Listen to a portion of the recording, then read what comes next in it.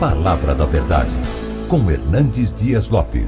E hoje eu quero partilhar com vocês o texto que está na primeira carta de Paulo aos Tessalonicenses. Tessalonicenses capítulo 4.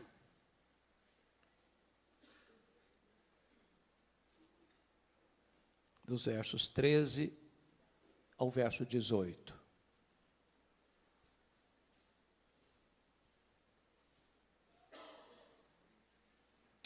1 Tessalonicenses 4, 13 a 18, lido o texto, mantenha a sua Bíblia aberta comigo, por favor. Não queremos, porém, irmãos, que sejais ignorantes com respeito aos que dormem, para não vos entristecerdes como os demais que não têm esperança. Pois se cremos que Jesus morreu e ressuscitou, assim também Deus, mediante Jesus, trará em sua companhia os que dormem. Ora, ainda vos declaramos por palavra do Senhor isto: nós, os vivos, os que ficarmos até a vinda do Senhor, de modo algum precederemos os que dormem. Porquanto o Senhor mesmo, dada a sua palavra de ordem, ouvida a voz do arcanjo e ressoada a trombeta de Deus, descerá dos céus. E os mortos em Cristo ressuscitarão primeiro. Depois, nós, os vivos, os que ficarmos, seremos arrebatados juntamente com eles entre nuvens, para o encontro do Senhor nos ares, e assim estaremos para sempre com o Senhor. Consolai-vos, pois, uns aos outros com estas palavras. Amém. Bom, o apóstolo Paulo, na sua segunda viagem missionária, esteve nesta cidade chamada Tessalônica. É uma cidade grega, até hoje uma das maiores cidades da Grécia, hoje com o nome de Salônica. E Tessalônica era uma cidade importantíssima porque ela era a capital de uma província, ela era a capital da província da Macedônia. E Paulo passa por lá, planta esta igreja, uma igreja que vai se tornar uma igreja modelo para outras igrejas, e precisou sair às pressas, porque queriam matá-lo na cidade. Então, dali ele vai para Bereia.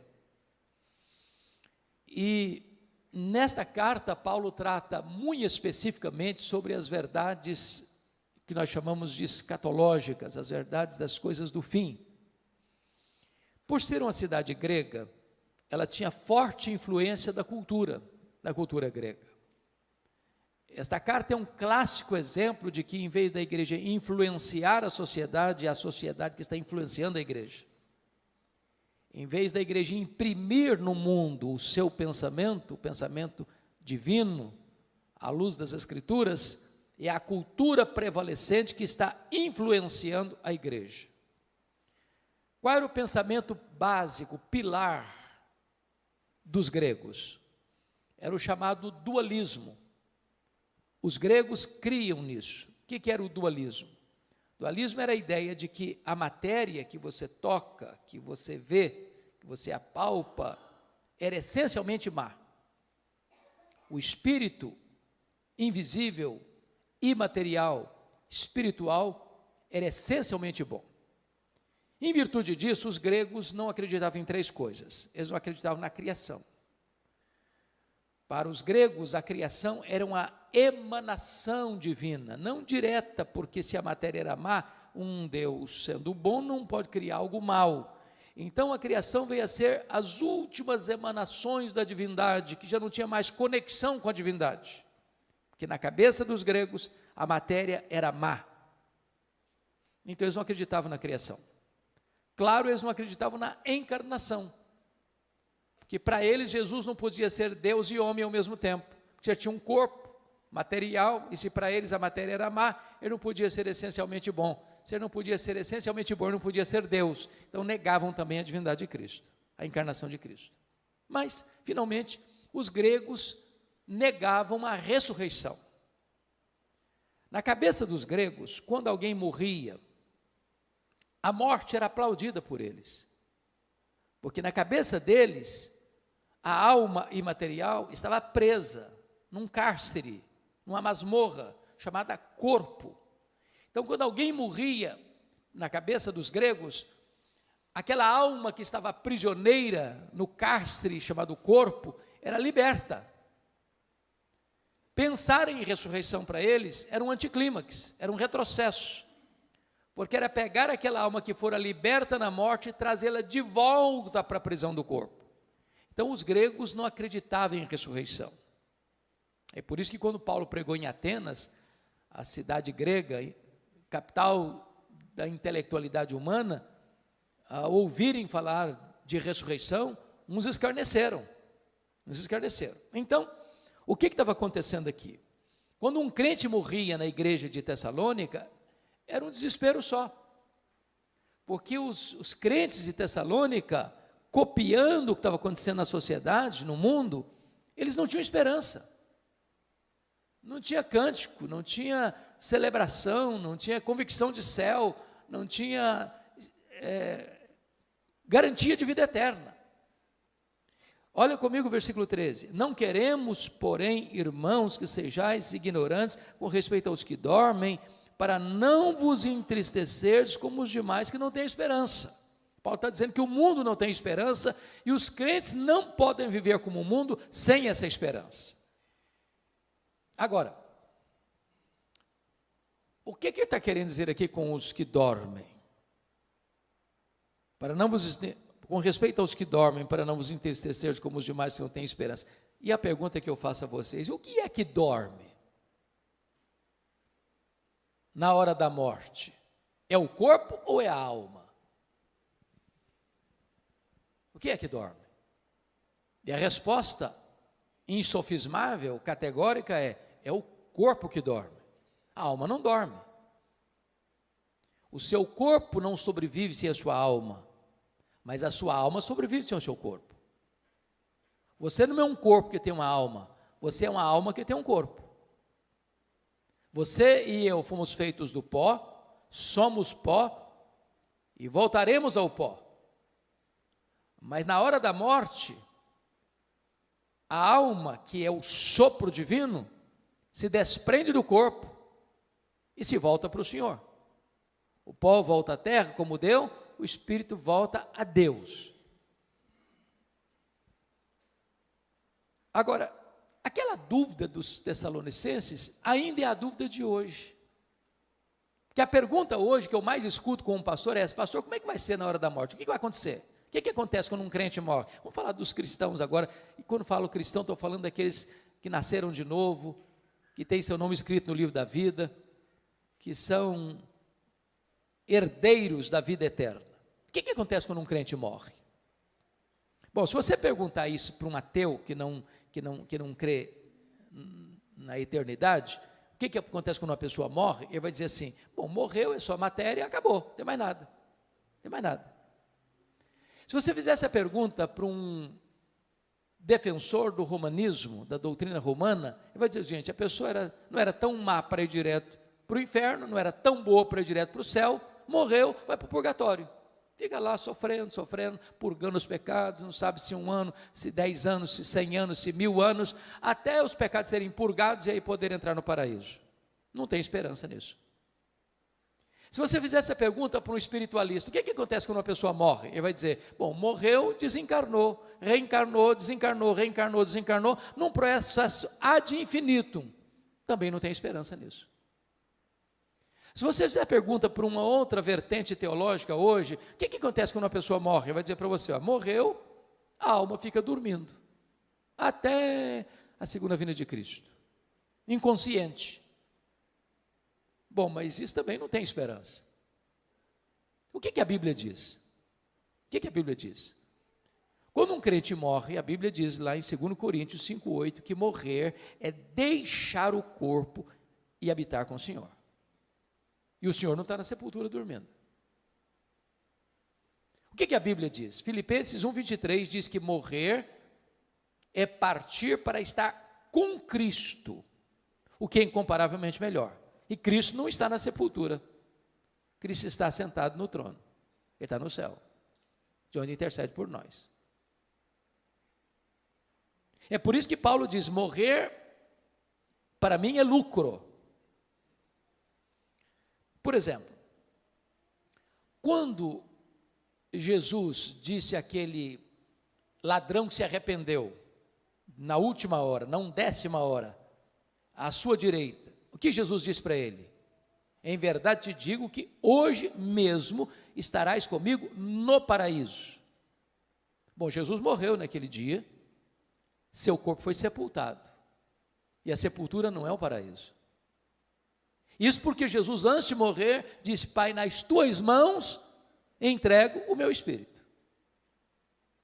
Então, o problema dos tessalonicenses é que eles estavam vivendo sem esperança, influenciados pela filosofia e pela cultura dos gregos, deixando de experimentar e usufruir as verdades consoladoras das Escrituras. Mas uma pergunta que é muito comum fazer, e eu acho que todo pastor que está aqui já escutou isso tantas vezes: pastor, como é que vai ser lá no céu? Já que partir é para estar com Cristo, que é incomparavelmente melhor. Como é que vai ser lá? Nós vamos nos conhecer lá no céu?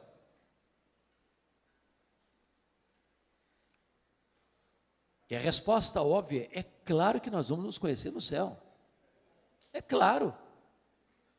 O céu não é retrocesso, o céu é glorificação. Então preste atenção nisso. Aqui você e eu não nos conhecemos direito. Se eu não sei quem aqui está casado há mais tempo. Vamos imaginar que tem aqui no auditório uma pessoa que tem 50 anos de casado. Se eu perguntar para essa mulher assim: você conhece o seu marido? Ela vai responder assim: estou começando a conhecer. Se eu perguntar para o marido: você conhece a sua mulher? Eu falei: rapaz, eu estou arranhando ainda a superfície para conhecer. Os gregos diziam assim: conhece-te a ti mesmo. Os gregos estavam errados. Nem você, nem eu nos conhecemos. Só Deus nos conhece. Eu não sei quanto a você, mas de vez em quando eu fico escandalizado comigo mesmo. Você não fica, não? Falei: meu Deus, não sou eu que estou pensando nisso, não é possível. Você e eu não nos conhecemos. Agora, lá no céu, sem as limitações que nós temos aqui, de tempo, de espaço, de conhecimento, nós vamos nos conhecer.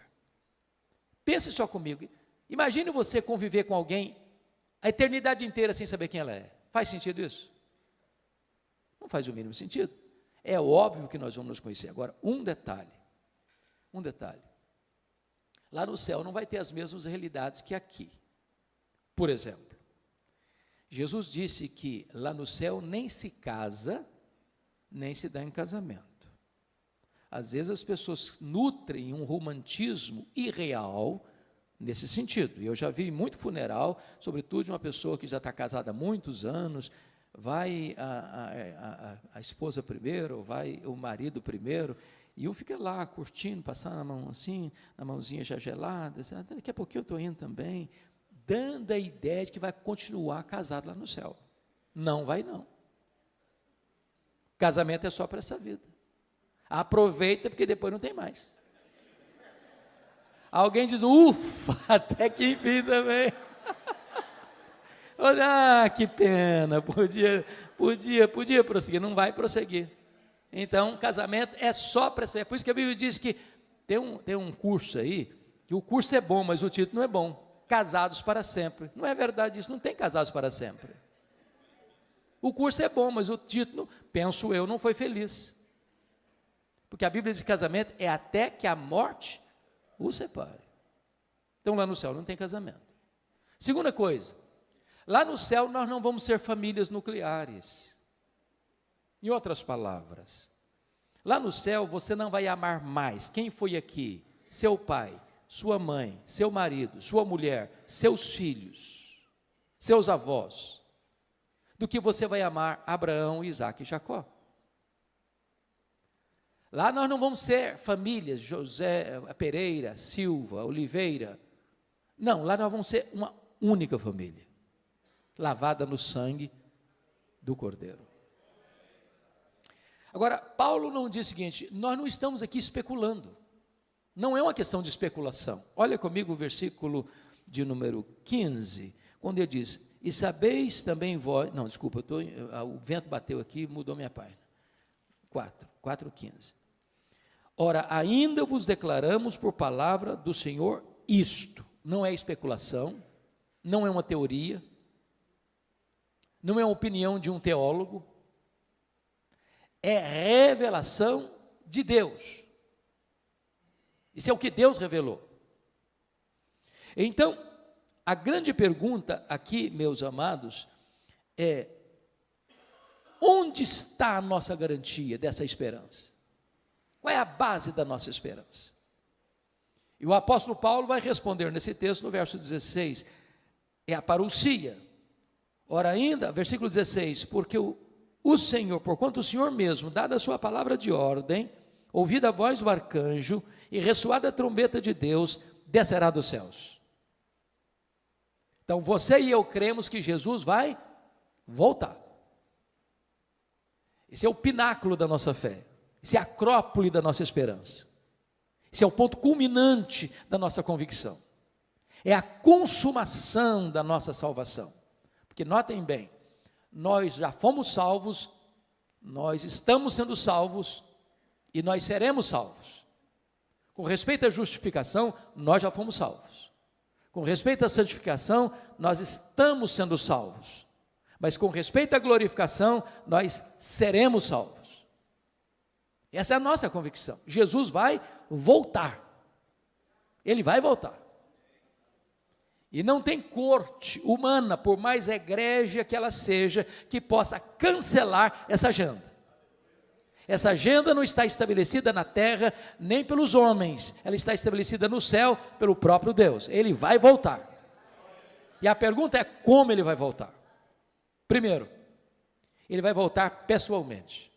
Está lá em Atos 1, versículos 9 a 11, que quando ele está subindo entre nuvens, 2 anjos descem, e os discípulos perguntam, e eles perguntam para os discípulos, estão olhando: varões galileus, por que estáis olhando para as alturas? Esse mesmo Jesus que vi subir, do mesmo modo, descerá. Ele não vai enviar um embaixador, não será Gabriel, não será Miguel, não será um arcanjo, não será um querubim, ele mesmo voltará pessoalmente. Segundo, como ele voltará? Ele voltará visivelmente. Lá em Apocalipse 1,7 diz que todo olho o verá, até aqueles que o traspassaram. O que significa isso? Até aqueles que o traspassaram.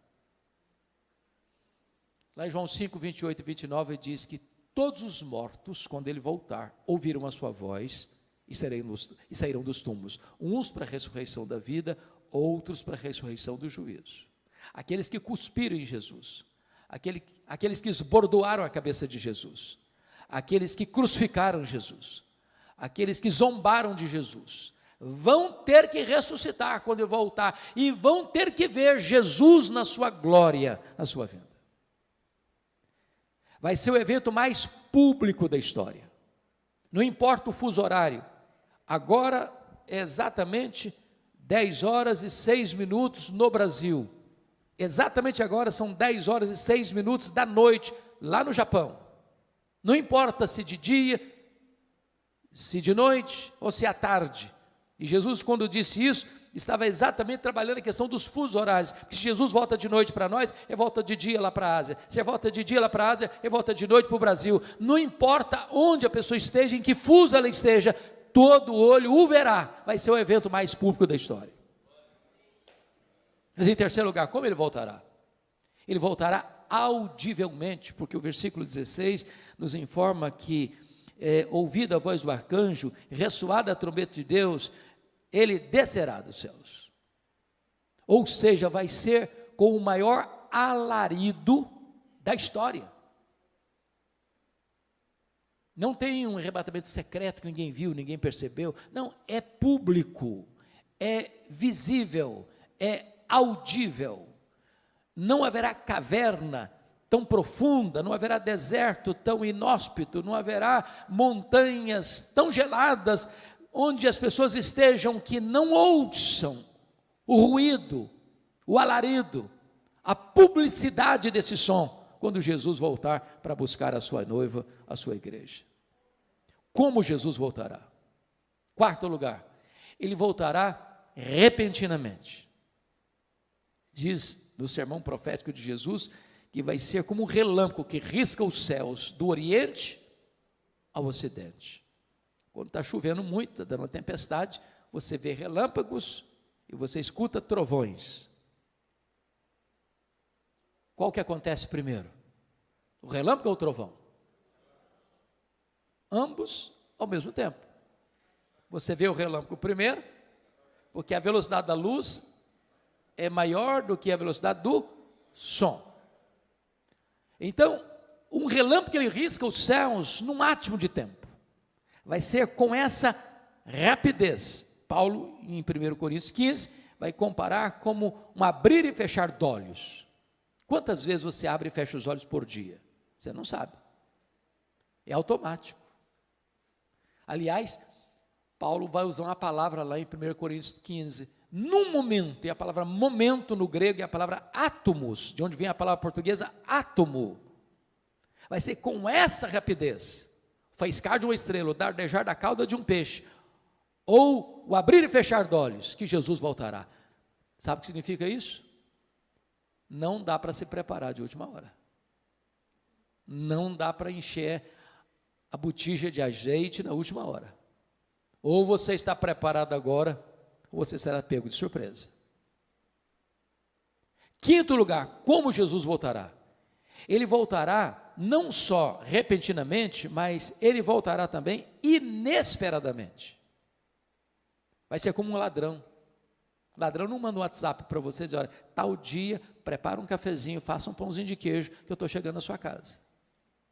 Ele chega de que maneira? De que maneira? Inesperadamente.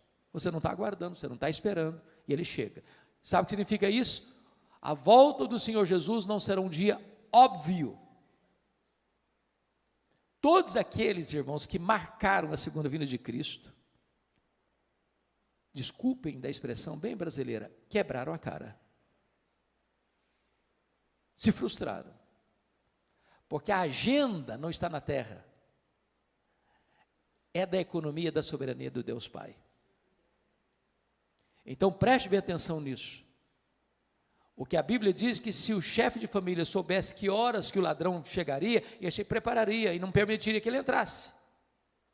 Vai ser assim. Vai ser um dia comum. O dia que você levanta, vai trabalhar, se levanta, vai levar filho na escola, se levanta, vai fazer uma viagem, se levanta e vai ficar em casa mesmo. Não vai ser um dia óbvio, vai ser agora, está tudo indicando que vai ser hoje. Não vai ser assim. Penúltimo lugar, como Jesus voltará? 1 Tessalonicenses 5 diz que vai ser inescapável, uma volta inescapável, vai ser como uma mulher grávida que está para dar à luz. Quando uma mulher está grávida, ela vai dar à luz. Não dá para dizer, está cancelada a gravidez. Pronto, agora não vai mais nascer nada. Não, vai nascer, é inescapável. Em outras palavras, não tem nenhuma autoridade na terra, por mais poderosa que ela seja, pode dizer, Jesus não voltará. Não, é inescapável, ele voltará sim. E ele voltará como o Rei dos Reis, como o Senhor dos Senhores, como juiz de vivos e de mortos. Ele voltará para estar assentado no trono e julgar as nações. Finalmente, como ele voltará? Ele voltará vitoriosamente. Ele voltará para matar o anticristo com o sopro da sua boca. Ele voltará para lançar no lago do fogo o anticristo e o falso profeta. Ele voltará para jogar o diabo no lago do fogo, para ser atormentado para toda a eternidade. Ele voltará para lançar no lago do fogo o inferno e a morte. Ele voltará para lançar no lago do fogo todos aqueles cujos nomes não foram encontrados no livro da vida. Ele voltará para colocar todos os inimigos debaixo dos seus pés. Ele voltará para reinar com a sua igreja para sempre e sempre e sempre. É uma vinda vitoriosa. Isso é um pilar da nossa esperança. Jesus voltará. E é curioso que Paulo diz assim, preste bem atenção nisso.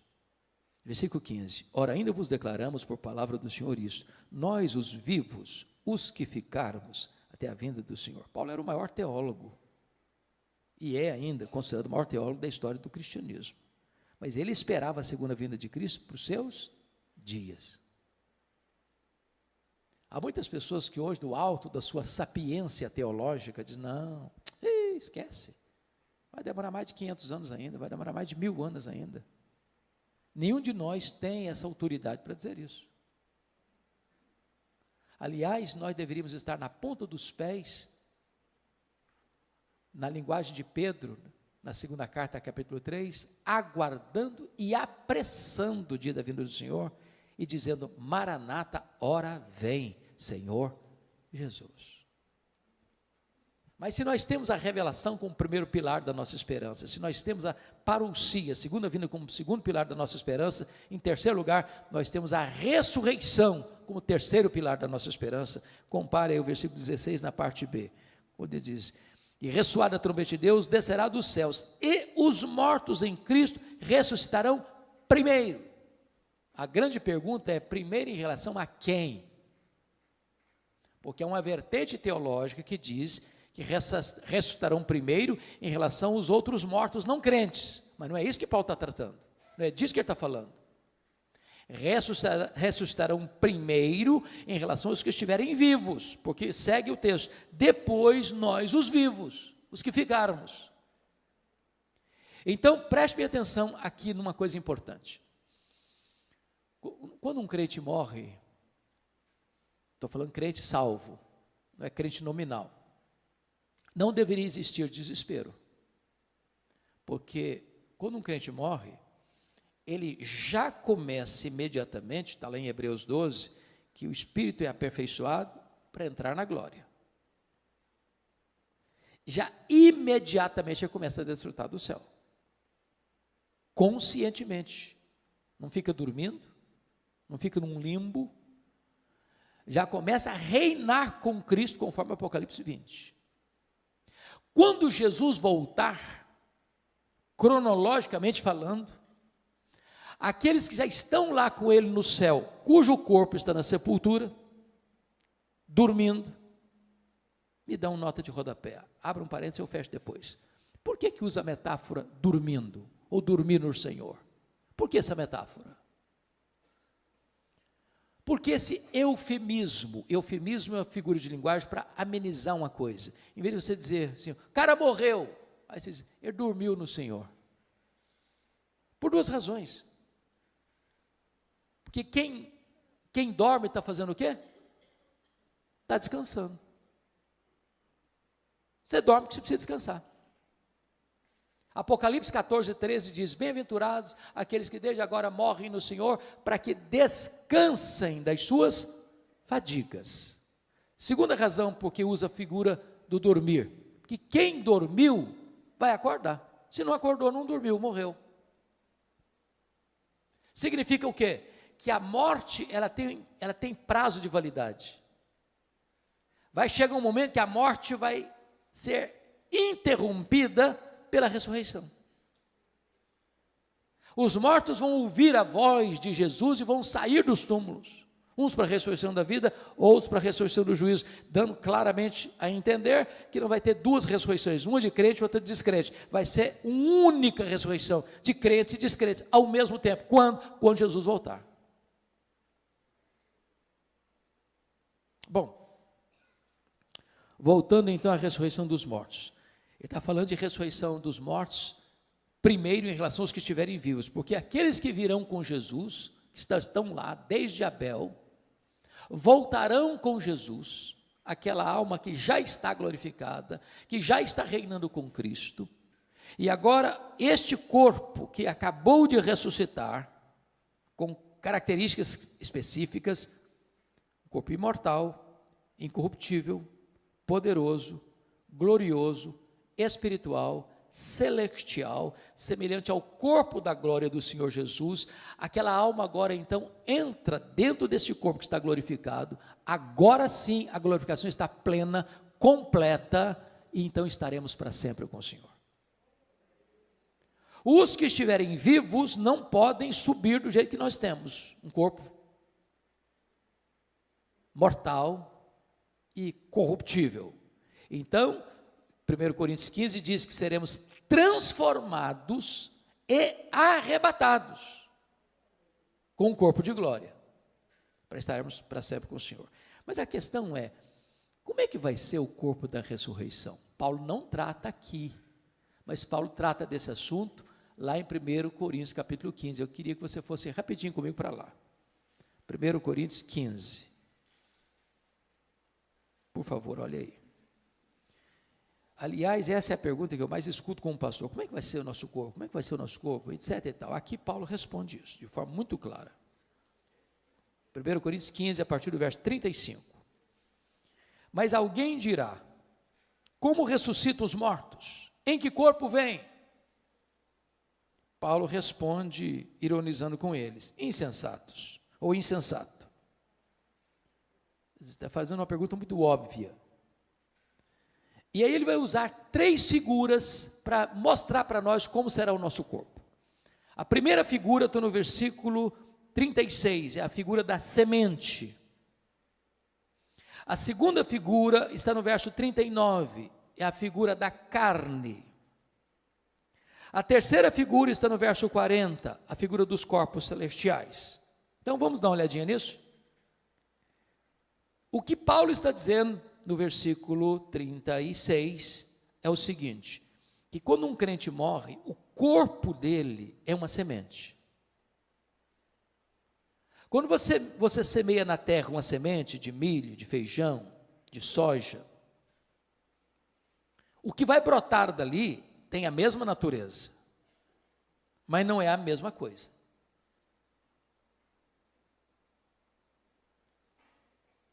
Então, ele vai explicar isso melhor a partir do verso 42. Ele diz assim: semeia-se corpo na corrupção, ressuscita-se na incorrupção. O que é isso? Esse corpo seu e meu aqui, ele nasce, cresce, envelhece e morre. Às vezes a pessoa morre no processo, né? Morre na infância, morre na juventude, morre na fase adulta. Mas ele tem um prazo de validade. Esse corpo nosso aqui fica velho, cansado, senil, caquético e morre. Esse corpo aqui tem fraquezas que vão se avolumando. Por exemplo, nós temos fraquezas físicas. Querendo ou não, o tempo vai esculpindo em nosso rosto algumas rugas indisfarçáveis. Falando baixinho, as mulheres são mais espertas do que os homens. Elas driblam isso um pouco melhor com um bom cosmético. Às vezes se acorda de manhã, é um caos. Depois de um bom cosmético, vira um cosmos. Daqui a pouquinho, uma cirurgia plástica ajuda muito. Mas chega uma hora que, ainda que o famoso cirurgião plástico Pitangui ressuscitasse dos mortos, não teria mais jeito. As mãos já estão trôpegas, os joelhos bambos, as pernas fracas, os olhos embaçados. E diz os entendidos que cada fio de cabelo branco que brota na sua cabeça é a morte chamando você para um duelo. Eu acho que até um exército acampado ao meu redor. Temos fraquezas físicas. Os seus fugiram todos, mas a barba está aí para não deixar você escapar. Temos fraquezas emocionais. Há momentos na vida que você se desespera. E você nem consegue chorar, você só consegue gemer e dizer, meu Deus, eu não aguento mais. Temos fraquezas morais.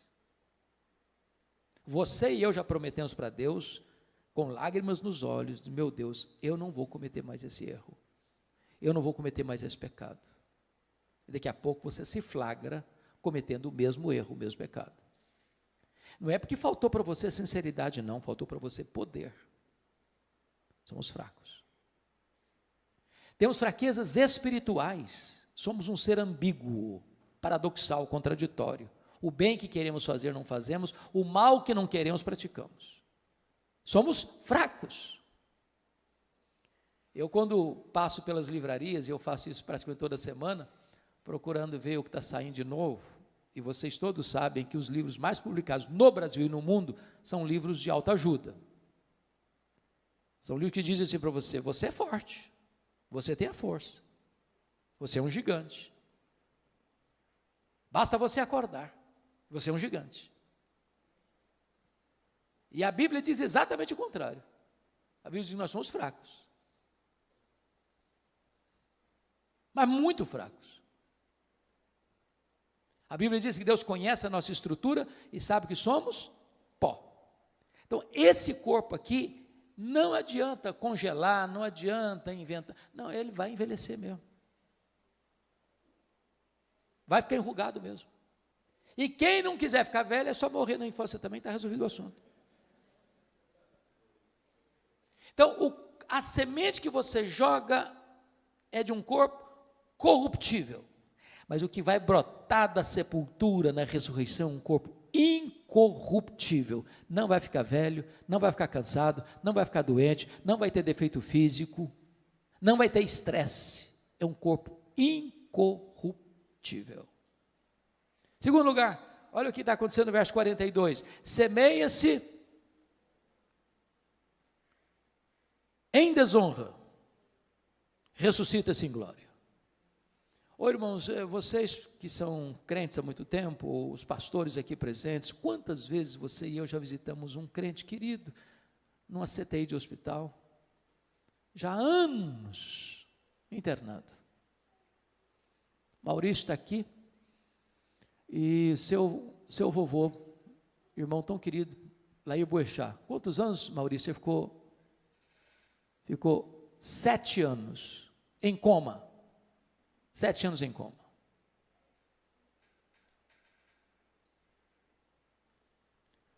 Muitas vezes eu já visitei ovelhas e irmãos fora do círculo da igreja local, que o corpo já estava caquético, encolhido, pele e osso, desonrado pela dor, desonrado pela doença, desonrado pelos remédios tão pesados. Quando você joga aquele corpo na sepultura, ele está desonrado pela fraqueza, pela doença. Mas o que vai brotar daí é um corpo glorioso, glorioso. E Daniel, capítulo 12, diz que vai brilhar como sol no seu fulgor. Louvado seja o Senhor. Então fique tranquilo, você vai ter um corpo perfeito. O corpo da ressurreição não vai brigar nem com o espelho, nem com a balança.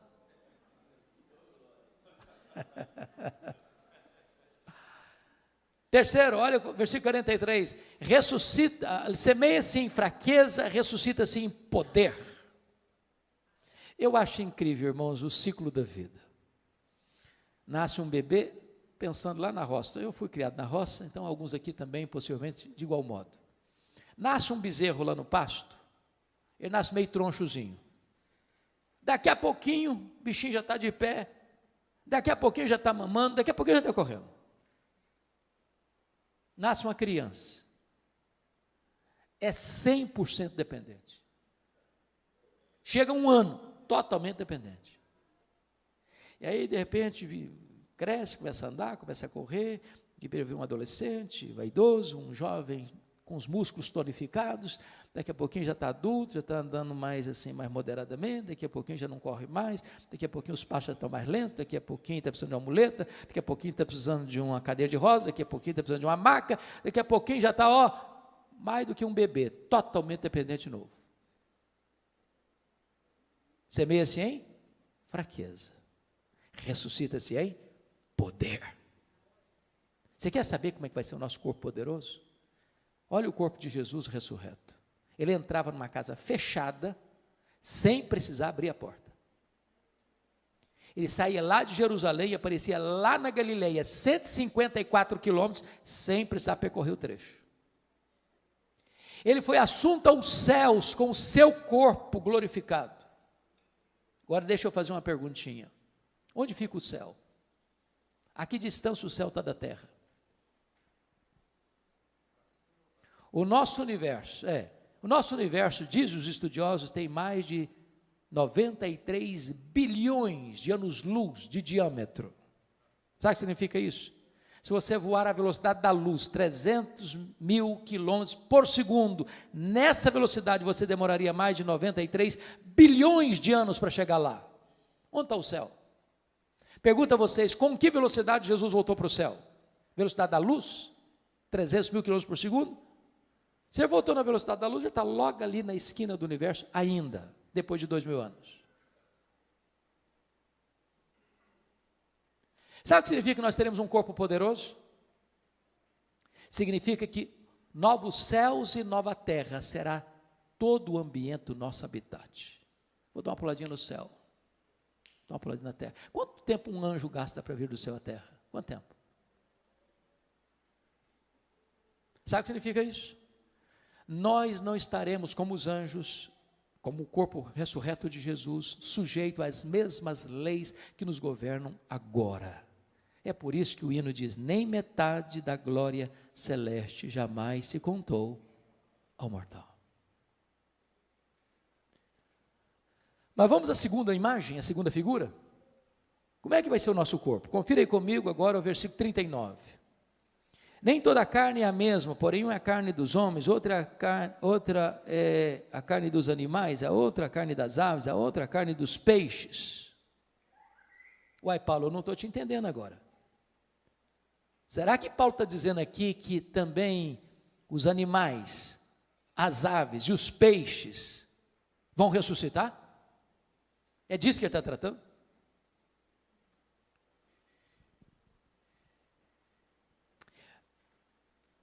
Convenhamos aqui, nós estamos vivendo uma época fascinante e ao mesmo tempo, para mim, complicada.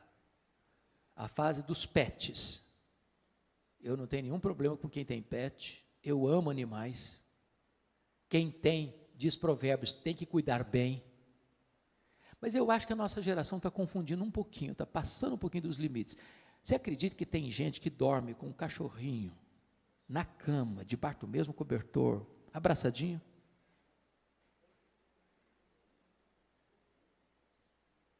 Eu estava num voo internacional há uns 3 anos, lá em Washington, vindo para o Brasil. E eu estou sentado e chega um casal muito bonito, um rapaz e uma moça, muito bonitos, com um cachorro grandão, sentado na minha frente. Daqui a pouquinho o rapaz disse assim para a moça, fique aqui que eu vou comprar uma Coca-Cola.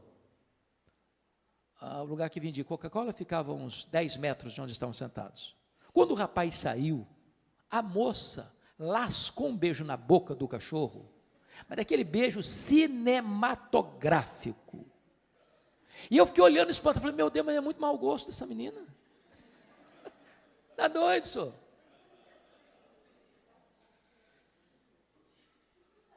Há poucos dias uma irmã me liga, uma irmã da igreja. Falou, pastor, eu estou ligando para o senhor porque eu queria saber se a minha cachorrinha vai para o céu. E eu fiquei meio zonzo com a pergunta, pensando em elaborar uma resposta. Antes de eu dar a resposta, ela disse assim, porque se a minha cachorrinha não for, eu também não quero ir. Falei, é o problema da senhora, eu não vou entrar em briga de família não, o que é isso?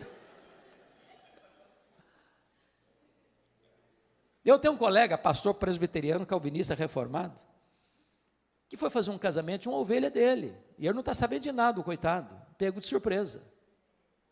Na hora das alianças, sabe quem levou a aliança ao altar? A cachorrinha da família. Mas está demais, está não? Ô gente, eu sinto muito, mas informar isso. Deus criou 3 tipos de seres: os anjos, os homens e os animais. Voláteis, terrestres e aquáticos. Os anjos são espírito e não têm corpo. Eles não morrem. Os homens têm corpo e espírito. Morre o corpo, o espírito volta para Deus. Os animais, voláteis, terrestres e aquáticos, têm corpo e não têm espírito. Morreu, acabou. Jesus não foi para a cruz para redimir cachorro, peixe e papagaio.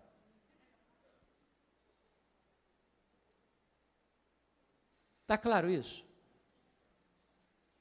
Então, deixa eu ilustrar, para entender bem o que Paulo está dizendo. Um é a carne dos homens, outra é a carne dos animais, outra é a carne das aves, outra é a carne dos peixes. O que ele está querendo dizer? Então, eu vou ilustrar para você entender o que Paulo está querendo dizer. Imagine você que numa família que vai se perpetuar, essa família tem um cachorrinho de estimação, essa família tem um papagaio de estimação, e esta família tem um peixe lá no aquário de estimação, certo? Agora imagine você que morre o cachorrinho da família.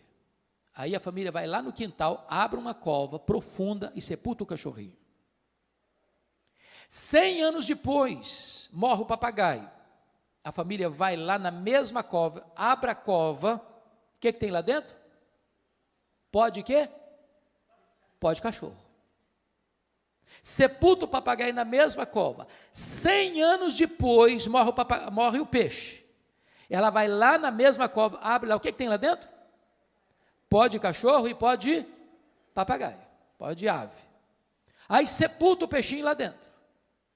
100 anos depois, morre alguém da família. Vai lá e abre a cova, o que tem lá dentro? Pó de cachorro, pó de papagaio, pó de peixe. Aí sepulta a pessoa lá dentro da mesma cova. 100 anos depois, morre outra pessoa da família, vai lá e abre a cova. O que tem lá dentro? Pó de cachorro, pó de papagaio, pó de peixe, pó de gente, pó de homem. E na hora que Jesus voltar, como é que vai ser? Está tudo misturado, é pó, tudo é pó, tudo é pó. Tudo é pó. Como é que vai ser então? Vai ressuscitar tudo junto? Vai ressuscitar pó de cachorro? Vai voltar a ressuscitar pó de papagaio, pó de peixe, pó de gente? Não. O que Paulo está nos ensinando, um é a carne dos homens, outra a carne dos animais, outra a carne dos aves, outra a carne dos peixes, mas quando Jesus ressuscitar, só pó de gente vai ouvir a voz dele e sair do túmulo. Pastor, como é que fica esse negócio de cremar? Vai comprometer a ressurreição? Eu pergunto a vocês, o que aconteceu nas Torres Gêmeas do dia 11 de setembro de 2001? 3.000 graus centígrados, viraram pó.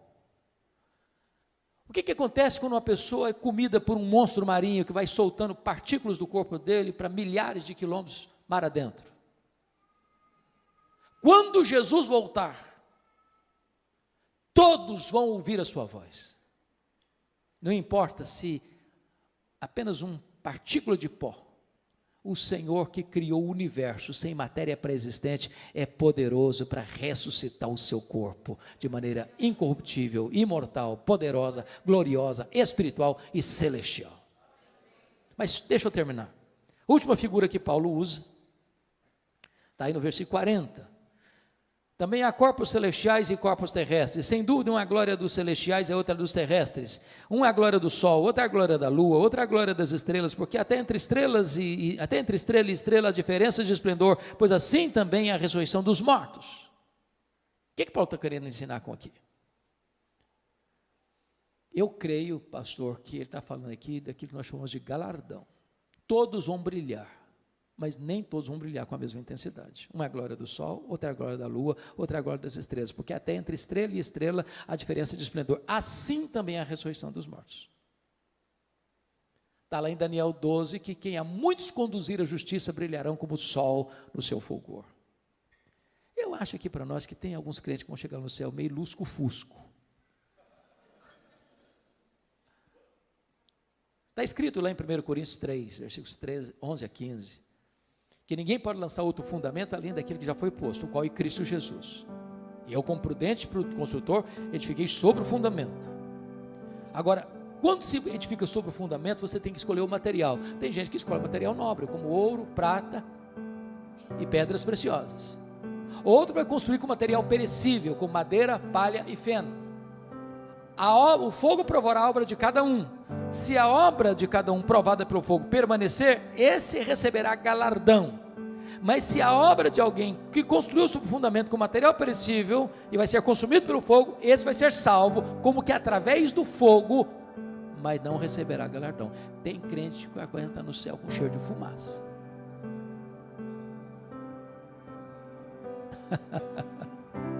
Com cheiro de fumaça. Preste atenção nisso. A salvação é de graça, mas o galardão é recebido pelas obras. Você não foi salvo para cruzar os braços e aguardar Jesus voltar.